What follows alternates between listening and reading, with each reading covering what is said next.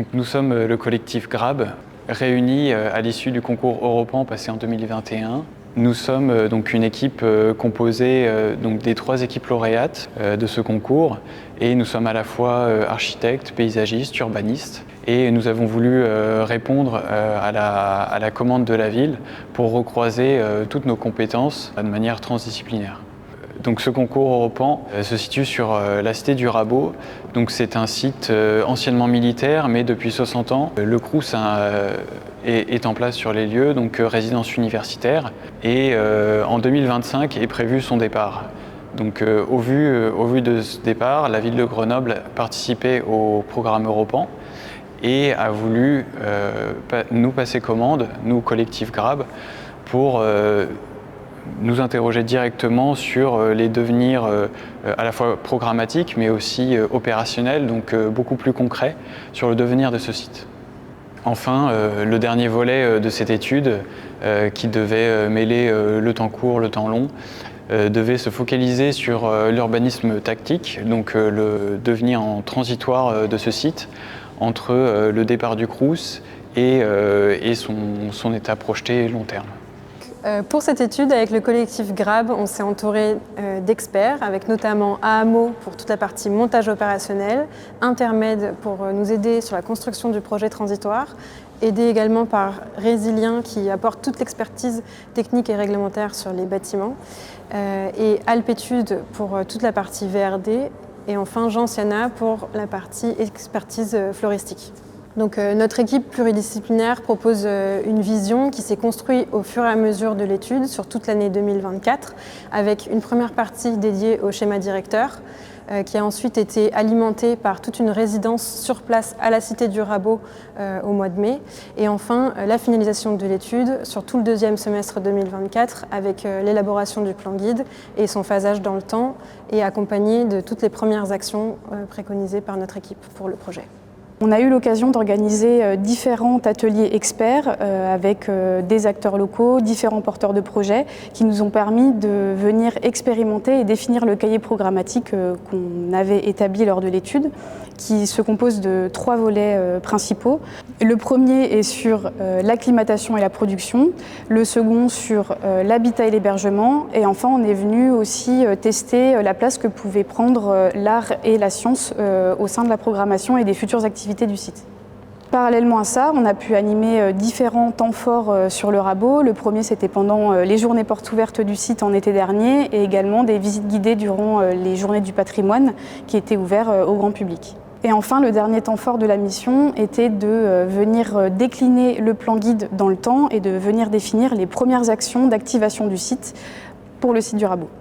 Pour conclure, la programmation que l'on propose vient s'appuyer sur les caractéristiques exceptionnelles du site, où on vient s'appuyer sur l'existant, le patrimoine bâtimentaire existant, le patrimoine naturel et encore le patrimoine historique et climatique.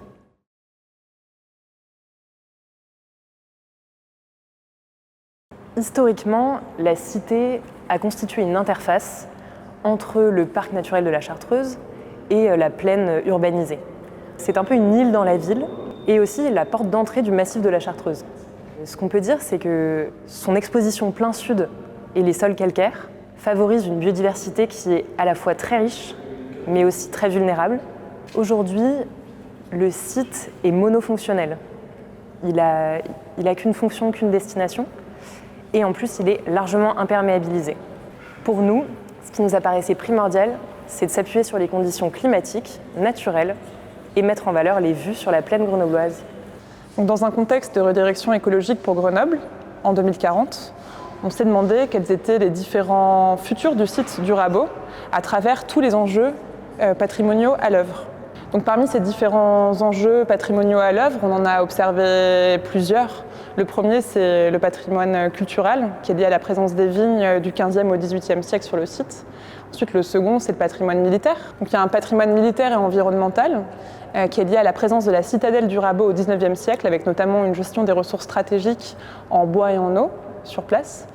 Enfin, on a un patrimoine esthétique, la Bastille étant un lieu d'observation et de production artistique depuis des siècles, qui fait que ça a donné lieu à beaucoup de représentations de ce massif. Et enfin, le dernier patrimoine, ce sera le patrimoine universitaire, de par l'ancienne présence de l'Institut de géographie alpine et de géologie, et d'ailleurs de par aussi les étudiants qui sont encore présents sur place à l'heure actuelle, les étudiants du Crous, qui font que du coup c'est un objet qui est très investi par les Grenoblois et qui en font un véritable totem affectif à l'heure actuelle. La vision stratégique qu'on a proposée pour ce projet-là, c'était aussi finalement de s'inscrire sur ce patrimoine-là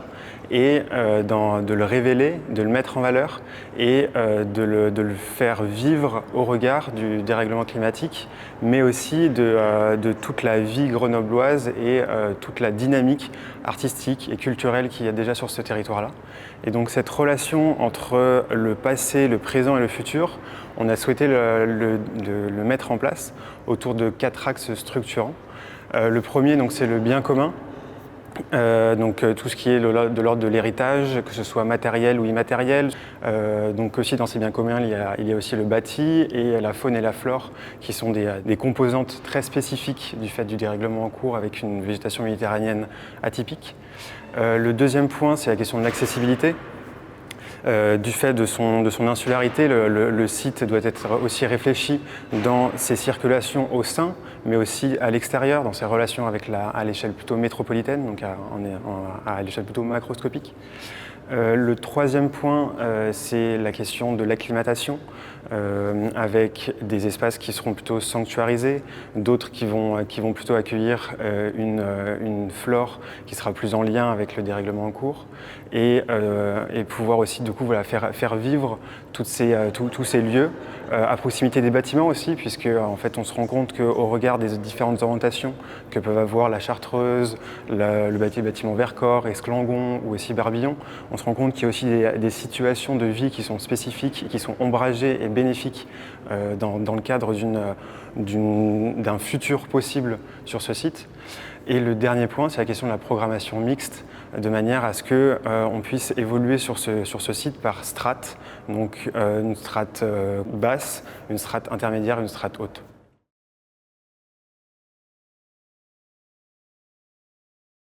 Alors notre vision pour cette étude programmatique sur la terrasse du Rabot consiste à articuler le temps court et le temps long au sein d'une mixité de programmes et qui découle en fait des caractéristiques originelles du site. Et c'est pour cela qu'on a décliné notre étude par strate et je vais vous détailler la strate basse. Alors cette strate basse, donc en fait c'est la plus proche de la ville, donc en fait on a voulu organiser un gradient d'intensité programmatique de bas en haut, et donc la strate basse concerne le lieu de vie du site, articulé autour du Barbillon, du théâtre de verdure et de l'Esclangon. Au sein de cette strate basse, on a là aussi une mixité programmatique, puisque en fait on va avoir ce lieu de vie dans le Barbillon avec le rez-de-chaussée accueillant une conciergerie, un lieu de médiation et un lieu de restauration, mais aussi une maison des associations aux étages. Alors que l'Esclangon, lui, sera un peu plus intime puisqu'il abritera auberge jeunesse, tout en ayant un peu cette question d'espace commun partagé, participant à cette synergie entre intime et intensité. Sur cette strate basse, on va aussi retrouver des casemates, donc c'est ces poudrières qui sont directement aménagées au sein des murailles, qu'on propose de réinvestir soit en lien avec les espaces publics, soit comme lieu de stockage ou participant à une activité de production et d'acclimatation. Et là, on avait fléché donc un acteur qui s'était placé sur des champignonnières, assez présentes sur le territoire d'ailleurs. Et pour les lieux plus intenses, par exemple au jardin d'acclimatation, on imagine pouvoir accueillir des événements ponctuellement au sein de ces casemates. Au niveau de la strate intermédiaire se trouve la place d'Armes qui a eu un rôle historique dans le site du Rabot et qui est conservé comme un grand espace capable et qui permet aussi de conserver les bâtiments de manière à ce qu'ils soient adressés à cette place. Donc on parle de Chartreuse, Vercors et du Grand Réfectoire. Ensuite, dans le cadre de la contrainte de la gestion des eaux sur le site, l'idée était d'offrir une nouvelle perméabilité sur cette place et de venir récupérer les eaux de pluie tout en créant un nouvel espace de fraîcheur. Et l'impluvium est un dispositif qui permet de répondre à ces différentes conditions sur le site. Et enfin, au niveau de la programmation bâtie, ici, il est plutôt réfléchi d'accueillir un espace de formation, tel un grand équipement, et aussi de logement temporaire. Enfin, on a la strate supérieure qui est articulée autour des pentes boisées qui ont un caractère beaucoup plus feutré, intimiste et qui est un espace singulier à plusieurs égards. Le premier, c'est qu'on a maintenant plusieurs études qui ont montré qu'on avait tout un cortège floristique méditerranéen qui venait davantage se développer sur cette partie-là du site. Qui nous permet justement d'avoir toute une réflexion sur le volet adaptation de la végétation au changement climatique et de venir développer toute une programmation expérimentale sur cette partie-là du site. C'est aussi l'occasion de sensibiliser le grand public sur le dérèglement climatique. De plus, c'est un lieu qui est une porte d'entrée sur le massif de la Chartreuse et qui propose une vue imprenable sur la ville pleine. Donc l'idée, c'est de développer plusieurs sentiers, espaces de repos, ombragés, avec différents mobiliers qui permettent d'avoir une vue sur ce grand paysage depuis les pentes boisées. Et enfin, les pentes boisées sont historiquement liées au site de la Bastille, notamment par la porte 91 que l'on vient ouvrir, qui permet aux futurs visiteurs, aux futurs usagers d'arriver sur le site via la partie sommitale, via le haut du site, et qui permet d'offrir toute une nouvelle vue, un nouveau regard sur le site du Rabault et de profiter de tout le patrimoine bâtimentaire et historique du site. Nous, on a surtout travaillé sur la place de l'eau au niveau de l'aménagement du Rabault. Il y a un enjeu très important d'avoir un site qui soit autonome en eau, pas pour l'eau potable parce que ça c'est pas autorisé réglementairement, mais pour toutes les autres utilisations de l'eau, que ce soit la défense incendie ou l'arrosage, le nettoyage, etc. Et donc on a fait un gros travail sur la récupération des eaux de ruissellement, des eaux pluviales, et la réutilisation des outils mis en place par les militaires il y a de cela plusieurs siècles, pour récupérer les eaux, puisque eux, à l'époque, avaient déjà cette problématique-là. Et donc, on a une utilisation à la fois très moderne et innovante, et en même temps basée sur des outils anciens. Donc, ça nous plaisait beaucoup pour cette démarche de concevoir la gestion de l'eau au Rabault.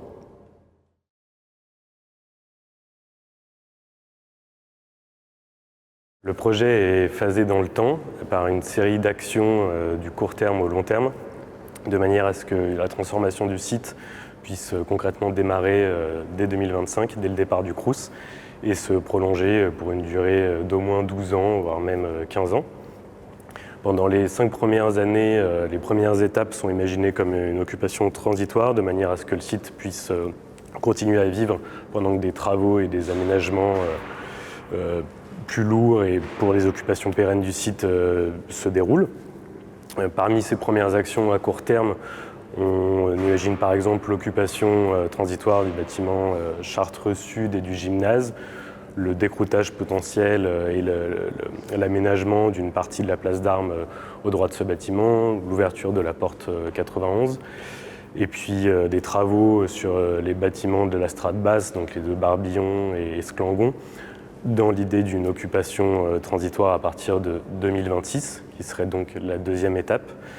de ce phasage à court terme. Et pendant cette deuxième étape, on pourrait donc avoir le démarrage de cette occupation transitoire de la partie basse du site, en parallèle d'autres actions, dont l'ouverture par exemple de la porte sur le jardin Guy Pape, qui commence à créer une traversée est-ouest sur les traces de la route historique qui passait par la porte du Rabault. Une autre action imaginable à l'horizon 2026 pendant cette deuxième étape est aussi le déploiement d'une solution de transport en commun mutualisée pour la strate intermédiaire avec le musée dauphinois, Babel Community. L'urbanisme temporaire, c'est un levier d'action qui permet de fabriquer la ville autrement. Concrètement, ça permet en fait d'occuper des espaces bâtis ou non bâtis vacants et de les rendre aux acteurs locaux pour qu'ils puissent en bénéficier. Concrètement, sur le site du Rabault, ça se traduit par l'occupation de 3 bâtiments, Esclangon, Barbillon et le nouveau Barbillon. Et ces bâtiments, du coup, ils vont accueillir de nouveaux usages, on l'espère, Dans l'Esclangon, on a prévu une partie plutôt hébergement avec de l'hôtellerie, avec de l'insertion, des chambres d'accueil pour les étudiants ou auberges de jeunesse, et ensuite tout un espace de vie et de vie collective. Et ensuite sur le Barbillon et le Nouveau Barbillon, il y a plutôt des espaces de bureaux et d'ateliers, et au rez-de-chaussée avec tout un espace plutôt vie-restauration, événementiel, qui va communiquer aussi avec les espaces de la strate basse, qui vont permettre de faire des événements et de faire vivre la communauté d'acteurs, et qui permettra aussi d'accueillir les personnes extérieures au site, de venir profiter de cet endroit magnifique. Dès 2027, l'occupation temporaire s'accompagne de la mise en place d'un téléphérique à matériaux qui va être mis en place pour pouvoir mutualiser certains travaux et qui va rester sur plusieurs années. Durant ce temps, l'occupation transitoire continue sur l'ensemble des terrasses, donc les Barbillons, l'Esclangon, les casemates, le jardin. Et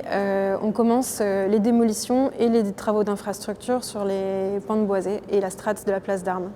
Donc en bas des pentes boisées, on crée la parcelle expérimentale aux abords du pavillon forestier qui permet de commencer l'acclimatation et donc d'envisager de planter des espèces adaptées au climat méditerranéen et des petits fruitiers.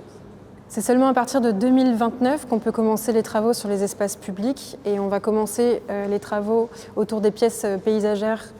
autour de la place d'Armes, avec notamment les pièces d'accompagnement, donc l'escalier des pentes qui permet de relier la place d'Armes aux pentes boisées, l'îlot planté qui va venir accompagner l'impluvium qui va prendre à peu près les 2/3 de la place d'Armes et qui viendra dans les temps suivants, et le parvis de la Poudrière suite à la démolition de Chartreuse Nord qui permettra de relier le gymnase, le pavillon forestier et vers l'îlot planté et la place d'Armes.